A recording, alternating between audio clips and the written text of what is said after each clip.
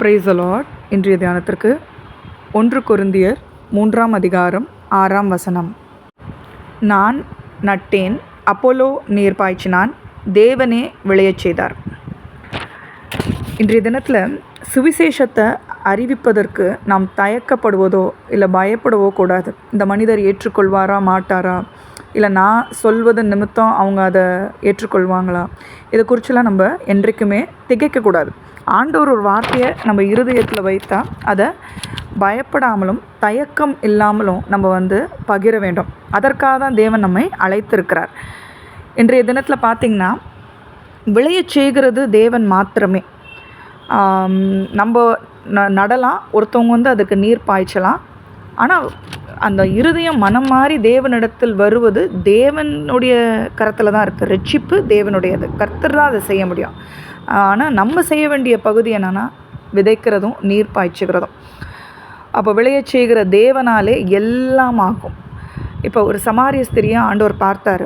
அந்த இடத்துல யாருன்னு உனக்கு தெரிஞ்ச, அவன் இடத்துல தண்ணீர் கேட்பது யாருன்னு தெரிஞ்சிருந்தா நீ ஜீவ நதியை கேட்டிருப்ப. அவனுக்கான அந்த விஷயம் அந்த நேரத்தில் விளங்கலை, அந்த சத்தியம் அவளுக்கு புரியலை. ஆனால் அவளை குறித்து ஒரு தீர்க்க தரிசனம் சொன்ன பிறகு அவதை ஏற்றுக்கொண்டு பலரிடத்துல போய் அவள் சொல்லுகிறாள். இப்போ ஒரு நபரும் ஒரு விதத்தில் ஒரு அளவு விசுவாசத்தில் இருப்பாங்க. நீங்கள் ஏற்றுக்கொண்ட மாதிரியே அந்த நபரும் கொள்ளணும்னு நம்ம நிர்ணயிக்கக்கூடாது. இல்லை மனதில் அந்த ஒரு சிந்தனையோடு சுவிசேஷத்தை அறிவிக்கக்கூடாது. சிலர் ஏற்றுக்கொள்வாங்க, சிலர் ஏற்றுக்கொள்ள மாட்டாங்க. சிலர் பார்த்திங்கன்னா அது ஒரு விதையாக இருக்கும். அதில் சில பேர் நீர் பாய்ச்சி ஒரு நாள் அது கனி கொடுக்கறதா இருக்கும். அதனால் ஆண்டவர் தான் கிரியை செய்கிற தேவன். விளையச் செய்கிற தேவன் விளையச் செய்கிற பகுதி தேவனுடையது மாத்திரம்தான். ஆகையால் நம்மளுடைய பகுதியை செய்யும் போது தேவன் நிச்சயமாக அதற்கு பிரதிபலனை தருகிறவராக இருக்கிறார்.